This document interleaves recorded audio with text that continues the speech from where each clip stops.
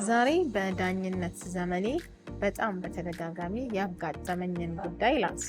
በትዳር መፍረስ ወቅት አንደኛው ተጋቢ ንብረቱን ለመደበቅ ወይም ወደ ሌላ ሰው ስም ለማዘዋወር የሚሞክሩበትን ሁኔታ።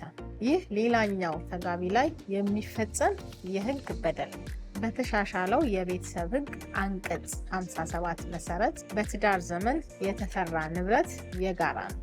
ንብረት እንዳይደበቅባችሁ የሚከተሉትን ሕጋዊ እርምጃ መውሰድ ትችላላችሁ። ንብረቱ እንዳይሸጥ ወይም ወደ ሌላ ሰው እንዳይዘዋወር ፍርድ ቤት አፋጣኝ እገዳ እንዲጥል የመጠየቅ መብት አላችሁ። ንብረቱ ከመጥፋቱ በፊት ዝርዝሩንና ማስረጃውን ለፍርድ ቤቱ ማቅረብ አለባችሁ። ንብረት ተደበቀብኝ ብላችሁ ተስፋ አትቁረጡ። ሕጉ መርምሮ የመመለስ ስልጣን አለው።